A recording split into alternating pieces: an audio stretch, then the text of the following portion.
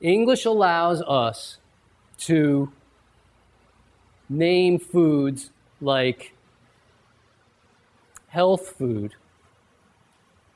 That's the stuff that theoretically is good for you. And at the other end of the spectrum, we like to call that stuff junk food. Although obviously at one end of the spectrum is going to be health, and at the other end of the spectrum is death. We don't call it death food because nobody's macho enough to eat that. We'll just call it junk food. Now, again, growing up here, I don't know how many of you remember the movie about Needle Park, but I know why it's called junk food, and it's not because it's garbage. It would be called garbage food if they wanted it to be garbage. Why is it called junk food? Where's the junk? Who uses junk? Junkies use junk. They inject junk. Why do they inject junk? Because they don't want to feel their pain. They don't want to remember the hurt. They don't want to think about their problems at the moment. And so we eat junk food, but we don't even call it that anymore. We call it what it really is, that allows us to not feel our pain. We call it comfort food. Does it comfort us? No. There's no way it comforts us. It's carcinogens and mutagens and anti-nutrients laced with empty calories and a variety of chemicals that we can't pronounce. It doesn't comfort us, but it numbs us so that we can't feel our current pain. It creates a separate emergency in the body that we have to deal with so that we don't have to be aware of what was going on. And in that regard, we have momentary or partial comfort from the problems of the day. And I remember my friend, I had a dear friend, Jan, who built his own boat and lived on it and sailed around the world several times on this boat, solo and a couple of times with friends. And he'd been living on this boat for 20 years, and he decided it was time for an upgrade. There was new glass available, and he was going to put in 8 new portholes. New glass into the 8 little side windows. Each piece is only this big.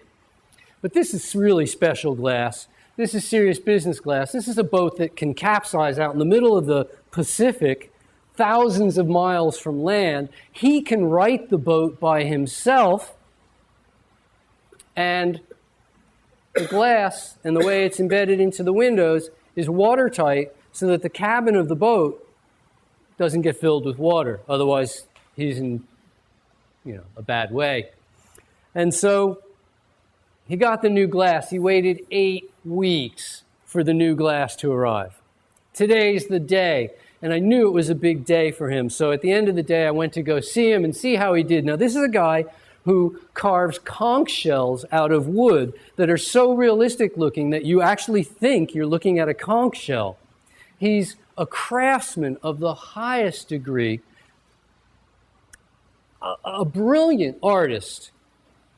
And all he's got to do is unscrew some glass and screw the screws tight again against some rubber holding pieces that are going to keep the whole thing from leaking. And I come back to see him, and he's been following 80-10-10 for quite a few months. He's been a very happy camper with the changes that have occurred in himself, and he's drinking a beer. I go, "Hi, Jan, how you doing today?" I noticed the beer. He goes, "It's been a tough day." I go, "I assumed so. What's up?" And he said, "Oh, you noticed the beer." I go, "Yeah, you couldn't not notice the beer." He goes, "It was a very tough day." He said, "My glass arrived today." I go, "I know, that's why I'm here. I want to see the new glass." He goes, "Well, I unscrewed the first glass and put in the new plate glass and screwed it back down. And as I was tightening the screws, I broke the glass. He said it was a very disappointing experience, but he had 8 of them. And so he started on the next one. In the course of the day, he got all 8 of them replaced, but only one of them didn't break.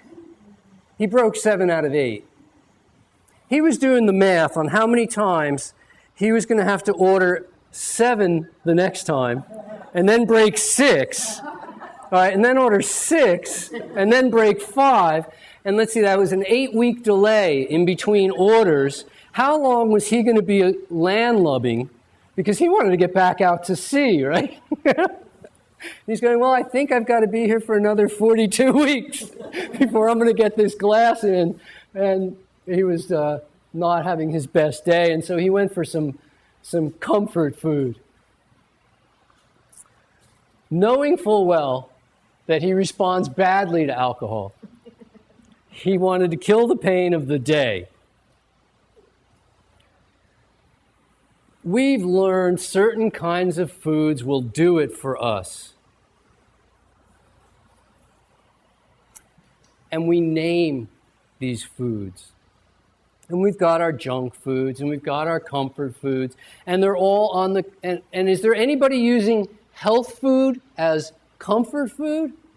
No, not in an entire room full of people. No one is using health food as comfort food. Until somebody came up with the brilliant idea of convincing us that as long as it's raw, it's good for you. It really doesn't matter what's in it. Just eat it. If it's raw, it's good. And now you can take a bunch of raw ingredients. You can take some avocado, and you can take a bunch of dates, and you can mix it together with a bunch of cacao, and maybe add in some durian, and throw on some fresh cherries, and then mix some carob powder over the top of that, and add in some vanilla beans, and put that all on top of a bed of fresh pecans, and sprinkle some almonds over the top, and pour tahini over that, and and don't forget the maca, and add it all, and mush it all together, and you did it. You could eat that, and you could stay raw while you stayed numb. But the one thing you didn't stay was healthy.